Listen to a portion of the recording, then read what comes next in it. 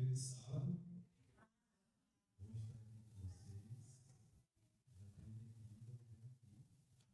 aqui, espero mais vezes, viu? Já tem um tempo que eu vim aqui. E é muito bom estar aqui. Só senti falta de uma coisa hoje. Qual é? A banda. Ele é que eu gosto, de ver negócio ao vivo, vai pegando um pouco. E muito bom estar aqui com vocês. E o Robert, é isso, né? Robert fez o convite. E geralmente, quando eu recebo o convite para pregar, eu vejo a lista do último sermão que eu preguei, que é aquele que é o mais recente. E o tema de hoje, nós vamos falar sobre um pouquinho sobre o tempo, procrastinação. Abra sua Bíblia em 2 Coríntios, capítulo 8, no versículo 11. Esse aqui foi o último sermão que eu fiz, está fresquinho. 2 Coríntios, capítulo 8, versículo 11. E nós vamos falar um pouquinho sobre procrastinação. E o sermão de hoje vai resumir da seguinte forma. Nós vamos ver alguns textos e no final eu vou fazer 3 perguntas para vocês e aí a gente encerra o sermão. Vamos ver alguns textos da Bíblia e no final fazer 3 perguntas e aí a gente encerra o sermão.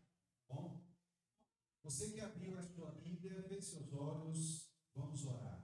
Senhor Deus, sua palavra está aberta. E pedimos que o Espírito Santo permaneça nesse lugar. E que tudo aquilo que for falado, nesse momento for lido, ache de fato um lugar no nosso coração, ó Pai. Nesse momento que o pecador, o homem que está aqui à frente, ser humano, esteja à sombra da cruz. E que unicamente a tua voz seja ouvida nesse momento. É isso que eu te peço e te agradeço em nome de Jesus. Amém. Falando em procrastinação, antes da gente ler, tem algumas coisas que demoraram muito ao longo do tempo e eu trouxe aqui algumas para vocês. Por exemplo, Catedral de Colônia, na Alemanha. 632 anos para ser concluídas. Muito tempo para ser concluída. Começou ali em 1248 e terminou em 1880. Muito tempo. O conclave, já que a gente teve aí, né, recentemente o conclave para escolher o novo papa, tal, disse que o mais demorado da história durou exatamente 2 anos e 9 meses para escolher um papa. E segundo os relatos do próprio G1, diz que foi por isso que foi mudada a regra. Porque senão, se alguém quisesse, ia levar ali 3, 4, 5 anos. Então eles determinaram agora um tempo para que seja escolhido o novo papa. Mais um. O julgamento mais demorado da história durou 70 anos. Será que a pessoa estava viva? Que estava no processo judicial, né? Disse que isso foi na Índia, com um caso judicial, burocracia lá, uma enrolação, que foi de 1833 a 1905. Uma guerra que mais durou, já tem um nome, deu até o nome, Guerra dos 100 Anos, que durou ali por volta de 1337 a 1453. Não foi só 100 anos, ela durou um pouquinho a mais, 116 anos. Mas vamos para a última aqui. Uma das obras que mais demorou, na verdade, ainda não acabou. Ela começou em 1882, lá na Espanha, que é a Sagrada Família, e até hoje está sem terminar. Igual alguns projetos de alguns governos aí, né? A gente passa, só está lá a armação. Procrastinar vem do latim a palavra procrastine. E nós vamos agora desvincular cada trecho dessa palavra. Pro, que vem de para frente. Para frente. E cras, amanhã. Então, se a gente for estudar a etimologia da palavra procrastinar, seria jogar para frente, jogar para o amanhã. E na Bíblia, veio no coração para fazer esse sermão, porque não sei se vocês percebem, a Bíblia, ela nunca deixa as coisas para amanhã. E quando eu vou fazer apelo para alguém que quer se batizar, geralmente eu uso alguns versículos, igual aquele que está em Hebreus 3, versículo 7, lá que está em Apocalipse, no capítulo 3, versículo 19 e 20, que fala bem assim, ó, hoje, é hoje, se você ouvir a voz, não endureça o coração. Eis que estou à porta e bato, e esse bater, eu acho que eu já expliquei aqui no passado, que era alguém desesperado, porque alguém que estava dentro estava perto a padecer alguma coisa. Então, a Bíblia fala de muita pressa. Só que a nossa primeira etapa aqui, nós vamos ler alguns versículos que falam de pessoas que o quê? Procrastinaram. E vamos para o primeiro? Segura a tua Bíblia que nós vamos abrir agora em Gênesis, capítulo 19. Gênesis, capítulo 19. Você pode abrir na sua Bíblia física, no celular, não importa. Só participe desse momento de leitura. Quem não tem no celular, coloca no Google aí que vai aparecer. Gênesis, capítulo 19, versículo 12. É uma história muito conhecida. Já preguei aqui também, que está anotado aqui, que eu preguei no Viva essa história, que é a história de Ló. Eu preguei aqui a senhora Ló, que é a mulher de Ló, literalmente. E tem uma cena aqui de procrastinação muito séria. E nós vamos ler nesse momento. Que diz assim, ó, 19, versículo 12. Diz assim: então disseram aqueles varões a Ló: tens alguém mais aqui? Teu genro e teus filhos e as tuas filhas e todos quantos têm nessa cidade, tira-os fora deste lugar, pois nós vamos destruir este lugar, porque o seu clamor tem engrossado diante a face do Senhor, e o Senhor nos enviou para destruí-lo. Seguindo, então saiu Ló e falou aos seus genros, os que haviam de tomar suas filhas, e disse: levantai-vos, saí deste lugar, porque o Senhor há de destruir a cidade. Foi tido, porém, por zombador aos olhos dos seus genros. E ao amanhecer, os anjos apertaram Ló. Aqui a tradução literal é apressaram, deram pressa para Ló, dizendo: levanta-te, toma a tua mulher e as tuas duas filhas que aqui estão, para que não pereças na injustiça dessa cidade. Ele, porém fazia o quê, gente? Demorava. Para aí. Aqui está a primeira cena. Ló. E vocês conhecem ali na repartição. Abraão fala: Ló, você pode escolher, eu já estou aqui maduro. Você escolhe. E Ló escolhe as campinas de Sodoma. E ele fala: eu vou ficar pelas campinas. Mas de repente Ló já estava onde? Dentro de Sodoma. É que é assim que é o pecado. Começa nas campinas e de repente já está dentro de Sodoma. E o Senhor diz que a violência e a maldade daquele povo aumentou tanto.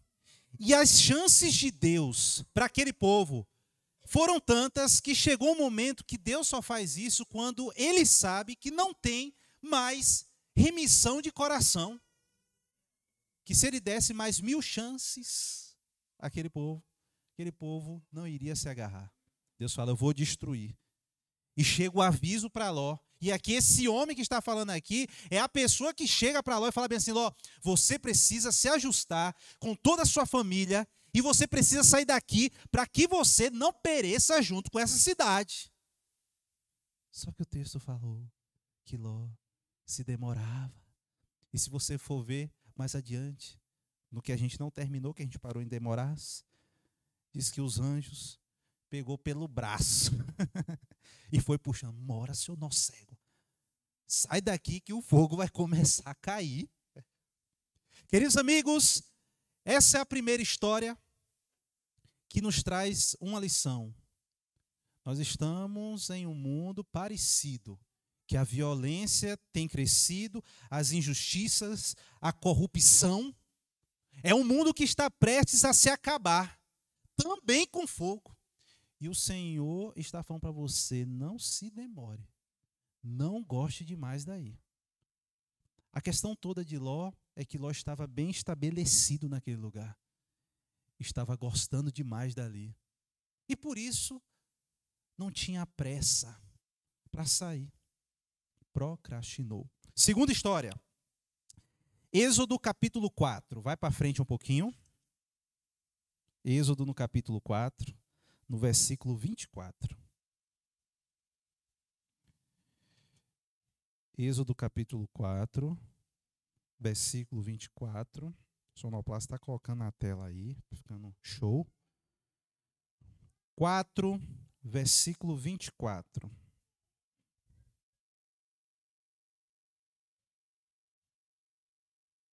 Diz assim: E aconteceu no caminho, numa estalagem, que o Senhor o encontrou e quis matar. Então Zípora tomou uma pedra aguda e circuncidou o prepúcio do seu filho, e o lançou aos seus pés, e disse: Certamente me és esposo sanguinário. E desviou-se dele.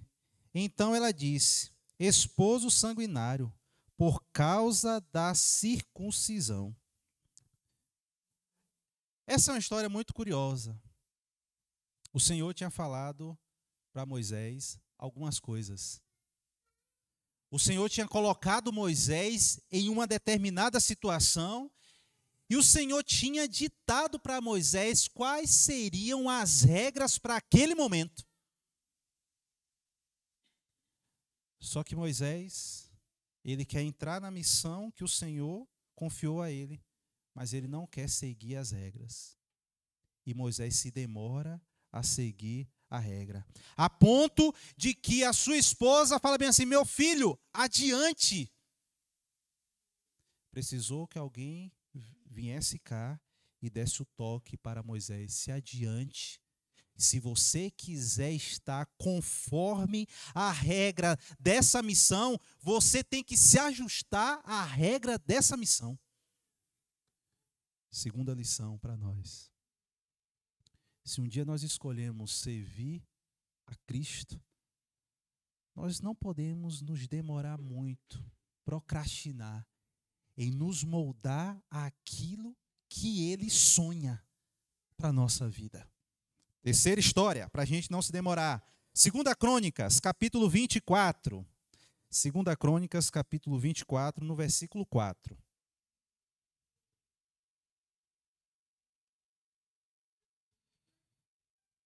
Segunda Crônicas, capítulo 24, versículo 4.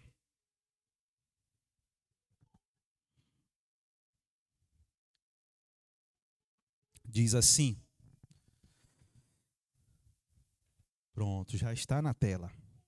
E sucedeu, depois disso, que veio ao coração de Joás renovar a casa do Senhor.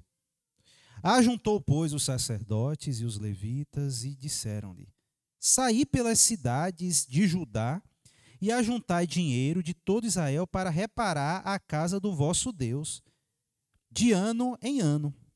E vós apressai este negócio. Porém, os levitas não se apressaram. Para aqui. Vou lhe dar o contexto.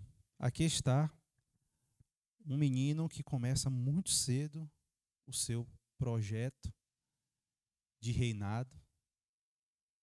E é um dos reis que, se você olhar aí no capítulo, no versículo 1, você vai ver que ele começa muito cedo a reinar. Embora os seus antecessores fizeram mal o que era aos olhos do Senhor, e depois dele viria também muitas pessoas que fariam coisas erradas. Esse menino que começa a reinar com 7 anos, em um momento da sua vida, já adolescente, jovem, ele decide renovar a casa do Senhor. Diz que Joás, assim como Josafá, ele começou a fazer uma revolução. E essa revolução começava com organizar a casa, literalmente, do Senhor. Se você for ver nos textos adiante, Joás, ele pede para derrubar os fortes ídolos. Ele fala bem assim, quem manda nesse lugar não são mais essas pessoas aqui. Esses ídolos é o nosso Deus, o Deus dos exércitos, o Deus verdadeiro. E nós vamos começar a reforma pela casa do Senhor. Apressai. Arrecade dinheiro, fundos, e você traga aqui para que nesse momento a gente renove a casa do Senhor. Mas o texto fala, se você olhar aí a palavrinha, que os sacerdotes se demoraram. Pessoas que procrastinam, deixam para amanhã aquilo que é urgente. Só que em Lucas tem uma mais interessante ainda, Lucas capítulo 9. Lucas capítulo 9, versículo 59. Eu estou mostrando para vocês alguns rápidos exemplos de pessoas que procrastinaram. Lucas capítulo 9, versículo 59. Esse aqui eu acho muito interessante. E esse aqui a gente vai se delongar um pouquinho mais. Lucas capítulo 9, versículo 59.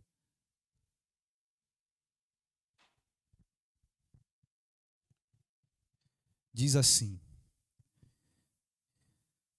E disse a outro, segue-me.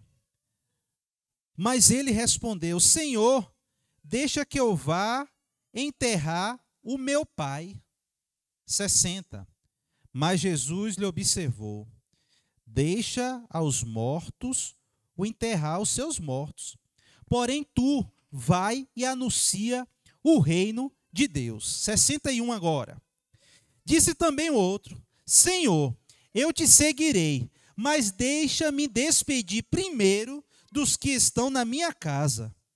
E Jesus lhe diz, ninguém que lança a mão no arado e olha para trás é apto para o reino de Deus.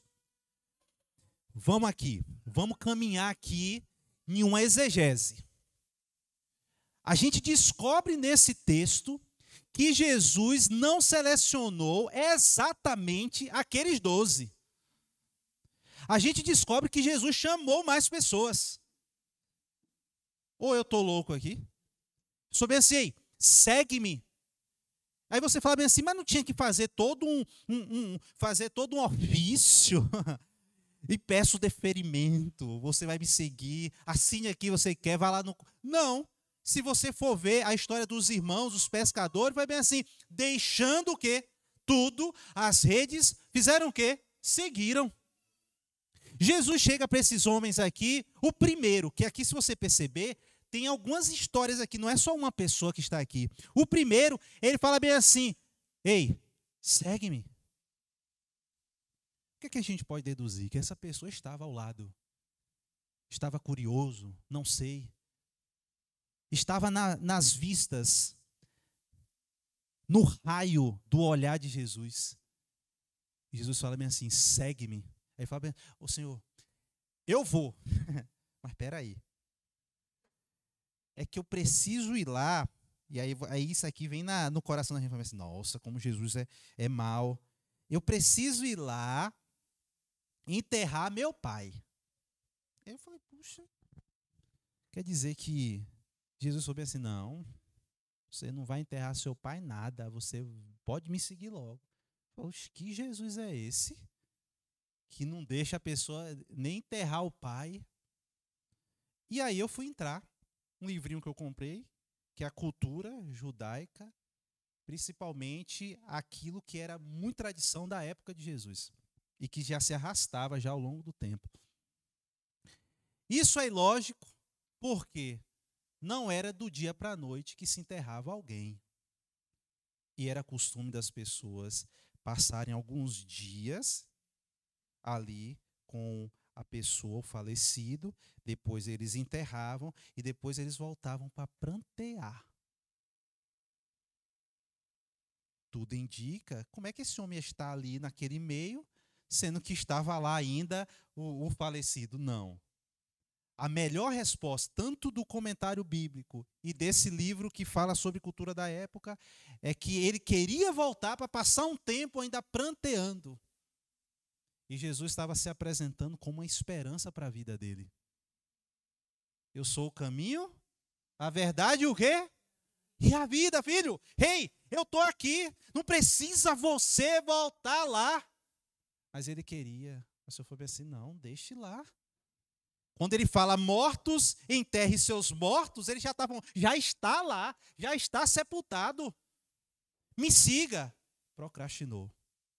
Aí o segundo, se você perceber, ele fala bem assim, ó Senhor, deixa eu ir lá, me despedir primeiro na minha casa. E aqui novamente a gente entra no contexto da coisa. Não era em si se despedir, tchau gente, estou indo. Os teólogos sugerem que era, deixa eu resolver primeiro todas as minhas coisas, que aí eu te sigo.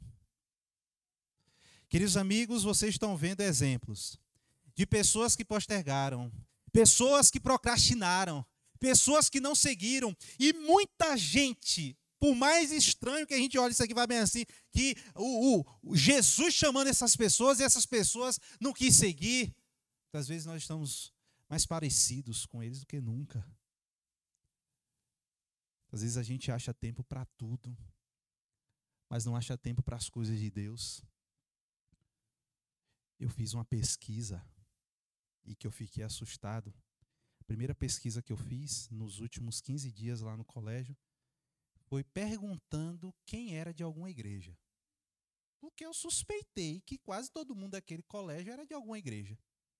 E foi isso mesmo. 95% dos alunos do Fundo 2, ensino médio, tudo já pertence a alguma igreja, com nome ainda. Mandei botar o nome no Google Formulário. Beleza, eu descobri que 95% era de uma igreja. Aí, eu mandei agora uma pesquisa com 50 questões. Anônima, e eles tinham que ser sinceros para responder. Só era colocar um ponto. E muitas perguntas que vocês podem deduzir o que eu perguntei para saber dos jovens. Qual era a opinião deles sobre identidade de gênero, o que eles achavam sobre sexo na adolescência, e aí vai. Mas teve uma pergunta que parecia uma pergunta muito simples. E era assim: sobre oração e estudo da Bíblia, como é a sua rotina? Aí tinha uma opção lá. Faço todos os dias. Tiro o tempo para fazer todos os dias. A segunda opção. Faço pelo menos 3 vezes na semana. A terceira opção. Faço algumas vezes no mês. A quarta opção. Não lembro a última vez que eu fiz. Porque eu estou lidando com evangélicos. Não são a maioria adventistas, mas são evangélicos. Pasmem vocês. Cerca de 70% estava entre fazer algumas vezes no mês e nem lembrar quando fez a última vez. E acreditem, os adolescentes, quando você começa a conquistar eles e que você fala, gente, seja honesto aí, eles são honestos. São honestos. Tinha uma pergunta que eu falei bem assim, muitos aqui vão correr, não vão responder. Quantos são sexualmente ativos? E vocês pasmem. No meio de um monte de evangélico, 25%. Eles são muito sinceros quando você fala assim, seja sincero aí, responda. Ninguém vai te julgar, ninguém vai saber quem respondeu. Sabe o que me vem à mente? Que os adolescentes podem só ser reflexo daquilo que eles veem em casa, do que seus pais são. Que tem tempo para tudo, mas não tem tempo para estudar a palavra de Deus, não tem tempo para se dedicar em algo referente ao céu. Que primeiro eu ajeito todas as minhas coisas, primeiro o meu peixe, primeiro as minhas coisas, depois, se sobrar tempo, as coisas de Deus. Esse jovem aqui, do segundo exemplo, é esse, que posterga, que primeiro, Senhor, eu tenho que resolver. Epa, se você, quem coloca a mão aqui, no arado, no meu trabalho, não pode olhar para trás. O trabalho aqui é esse, não é o seu. Mas vamos para a parte final. Já que a gente falou de algumas pessoas que procrastinaram, vamos citar pelo menos um ou dois exemplos. E um que eu gosto muito está em Marcos, capítulo 1. Volta um pouquinho. Marcos, capítulo 1, versículo 18.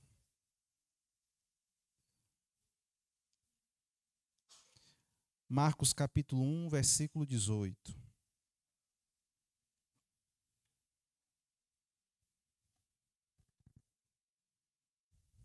Vamos pegar do 17 e a gente lê o 18 só para a gente contextualizar. Jesus os chamou, venham, sigam-me e farei de vocês o quê? Pescadores de quê? De homens. Vamos lá, 18. No mesmo momento, eles deixaram as redes e o quê? E o seguiram. Queridos amigos, é isso aqui que é o ideal. Nós tínhamos mais exemplos, mas nós vamos parar nesse, que esse aqui eu acho que é crucial. No mesmo momento, largaram as suas redes. Isso aqui importa para mim, só que isso aqui importa mais ainda. Porque a gente não pode ficar também tampando o sol com a peneira e sendo assim, leviano, a dizer que o meu emprego não importa. Importa sim, ganha pão. A gente não pode ser leviano também e dizer que o meu momento de descanso, o meu lazer não importa. Importa sim. Mas tinha um professor e que ele falava algo, e ele já falava errado, para a gente entender a redundância. Ele falava assim: aquilo que é importante é de fato o que importa. No final das contas, amigos, o que vai contar não é o tempo que você se dedicou para as suas coisas. É o tempo que você se dedicou para Deus. Aí alguém fala bem assim, então quer dizer que agora esse daí chega aqui falando que eu não vou mais trabalhar, que eu vou gastar agora todo o meu tempo agora ajoelhado na igreja, orando e fazendo culto. Eu lembro quando eu cheguei lá no Calém e eu conheci a tia Andréia, da cantina. E ela tem um lanche muito bom e viciou. Ela vicia todo mundo. Ela faz parecendo traficante, já falei com ela. Toda vez que ela inventa uma nova iguaria, ela dá pra gente de graça. Ela vai, experimenta isso aí. Aí eu falo, esse dia ela chegou com pão pizza com alho poró. Aí ela me deu assim um negócio gostoso. Eu falei, quanto é? Não. Aí no outro dia me deu de novo. Falei, rapaz, gostou demais. Aí eu viciei, aí eu não largo mais do alho poró. Do pão pizza de alho poró. Só que um dia eu olhei para a cara dela e falei bem assim, tu é de alguma igreja? Ela, já frequentei, mas não firmei. Eu sou braba. Toda vez que chega no pé para tomar a decisão, eu pulo fora. Ele não quer tomar um estudo bíblico comigo, não? Ela, o que é assim? Eu falei, é estudar a Bíblia. 20 minutos, uma vez por semana. Tu consegue sair daqui rapidinho, de tardinha? Eu consigo. Ela já está na 20ª lição do Ouvindo a Voz de Deus. E quando o pastor Luiz Gonçalves fez o apelo lá na igreja central, eu tinha chegado depois e estava cá no fundo. Nem estava do lado dela para ficar botando pressão. Falei, quantos aqui querem batizar futuramente? Meu coração vibrou que ela partiu lá para frente e segurou na cintura de Luiz Gonçalves. Relatos de pessoas que no seu trabalho olhou para a cara assim, você não é somente um funcionário, você é alguém que Deus colocou do meu lado para eu te ajudar, principalmente, não somente nas coisas terrenas, mas o maior tesouro que eu posso ajudar você a ganhar, que é as mansões celestiais. É viver a sua vida em função das coisas de Deus, quer seja no trabalho, quer seja no lazer. Queridos amigos, eu tenho uma triste notícia. de alguém que muitas vezes está tendo mais pressa que a gente. Apocalipse. E a gente vai encerrar. Apocalipse capítulo 12, versículo 12. Tem alguém que não procrastina por nada. E eu não sei se você já está sentindo quem é. Apocalipse 12, versículo 12. Diz assim, ó, já está lá no telão.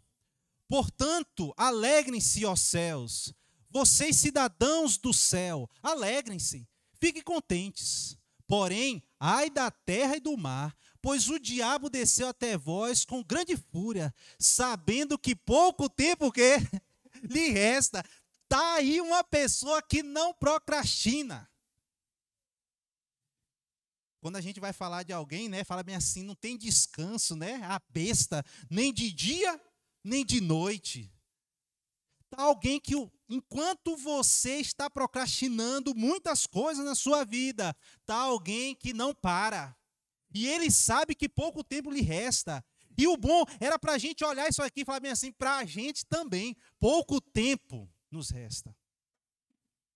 E a gente precisa estar mais rápidos, diligentes.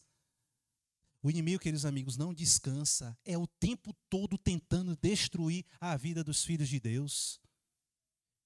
E não fique pensando que é a mesma coisa para todo mundo, não. Para cada um tem um laço. Ele sabe como atingir. E ele trabalha, ele e seus agentes trabalham incansavelmente para destruir a vida das pessoas. Conheci uma menina que ela tem um dom muito bonito para as coisas de Deus. E um dia eu cheguei para ela e falei bem assim, ó, você sempre vai participar fazendo isso aqui.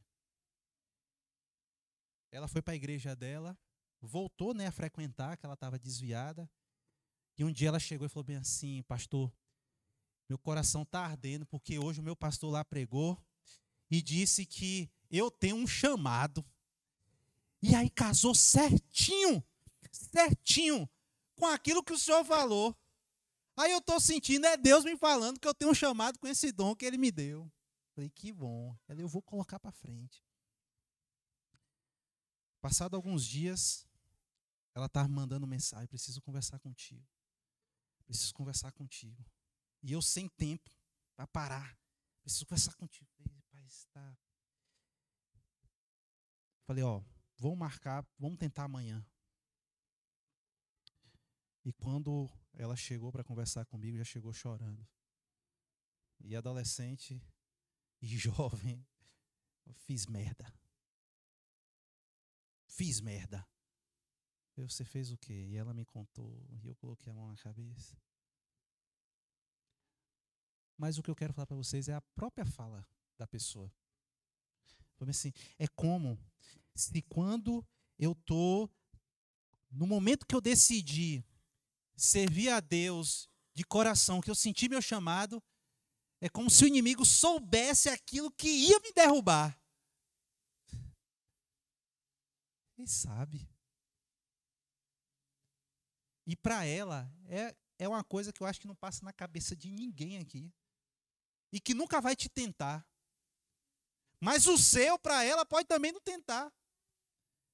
A tentação, quando chega, ela chega com endereço. Ela chega com CPF, com o bloco. Ela chega tudo certinho. Porque ele está te observando. Embora ele não leia teu pensamento, mas sabe tuas ações. E o inimigo, o texto que você acompanhou, diz que ele está com pressa. Com isso, queridos amigos, eu quero te falar que, sabendo que o inimigo tem pressa, eu quero te fazer 3 perguntas. E aí eu encerro.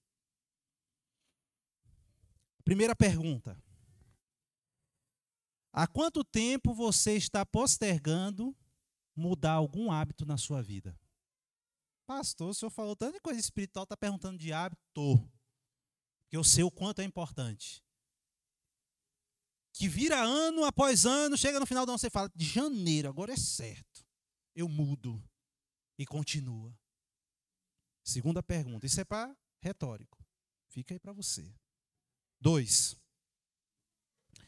Há quanto tempo você prometeu avançar um pouquinho o evangelho, convidar alguém para estar aqui, dar estudo bíblico para alguém, convidar um amigo, convidar um parente, para todo mundo ficar desesperado, falando assim, meu Deus do céu, está faltando cadeira lá dentro, vamos fazer ali fora, porque aqui não cabe mais. Quanto tempo você está postergando e procrastinando fazer essas coisas? De avançar o reino de Deus? E o terceiro e último, há quanto tempo você prometeu abandonar aquele pecado e está procrastinando? Eu sei que o Espírito Santo está falando para você nesse momento. E existe uns que são de estimação, que a gente coloca aqui e fala, esse aqui é o meu pecadinho. E geralmente é algo que ninguém sabe, e que ninguém vê, e que é complicado, e que não tem nada a ver com o exterior, tem a ver com o que está aqui dentro.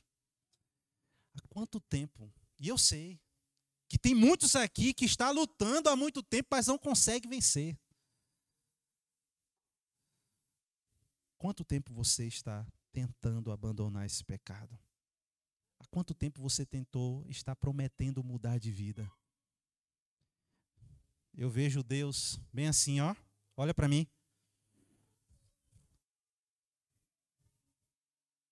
O que é isso aqui? Esperando. Todos os dias quando você acorda e fala bem assim, meu filho, hoje, será que hoje ele muda de vida? Será que hoje ele muda esses hábitos? Será que hoje ele decide abandonar esse pecado? Ele está aqui, ó. Pacientemente esperando. Ei, mas vai chegar o momento que vai chegar o tempo que não haverá mais tempo. Há quanto tempo você está mudando, tentando mudar? Hoje é o dia de decisão. Hoje é o dia de você falar, Senhor, chega de procrastinação. Eu não vou conseguir em todas as coisas, mas uma, eu vou hoje sair daqui decidido a mudar. É isso que o céu está esperando nesse momento. Ou você acha que todo esse movimento aqui é para quê? É para você ouvir e voltar para casa a mesma pessoa? Não. É para você tomar pelo menos uma pequena, e falar bem assim, Senhor, hoje isso aqui eu quero. Eu gosto muito de poesia. E eu vou ler uma, e aí na sequência você vai orar comigo. Há quanto tempo você prometeu mudar a sua vida? Mas o tempo passou e a alma ainda está ferida. O amanhã virou desculpa e a fé foi sendo adiada. E o que era para ser recomeço virou estrada, virou parada. Há quanto tempo você prometeu mudar de hábitos? Mas cede ao velho impulso, num ciclo automático. A Bíblia é aberta, mas o joelho não se dobra. E a vontade do Espírito, a carne ainda cobra. Há quanto tempo você prometeu abandonar esse pecado? Mas o coração o guarda como um vício disfarçado. Jesus te chama hoje, com graça e com verdade. Mas quem procrastina, adia a eternidade. Decida hoje, não depois. O tempo não é seu. A cruz está de pé. E o céu diz, quem quer, já recebeu. Não adie mais o que Deus quer restaurar. Pois até o inimigo tem pressa. Mas só Jesus que pode te libertar. Que Deus te abençoe nessa manhã. Feche seus olhos, vamos orar. Senhor Deus, muito obrigado por esse momento de meditação. Obrigado porque a tua palavra ela se renova a cada dia. Obrigado, ó Pai, porque o Senhor sempre arruma um jeitinho de falar com a gente. E obrigado por ter falado primeiramente ao meu coração e de ter falado também, ó Pai, ao coração de cada um aqui. Nós não sabemos quais serão as respostas diante do apelo do céu. Mas o Senhor está incansavelmente procurando e falando, filho, tem que ser hoje. Não pode ser o amanhã. O amanhã não te pertence. Você não sabe o que acontecerá daqui a 20 minutos. É hoje o dia de mudança. É hoje o dia de entrega. Senhor, obrigado por tudo. Leva-nos para os nossos lares em paz. É isso que eu te peço e te agradeço. Em nome de Jesus. Amém.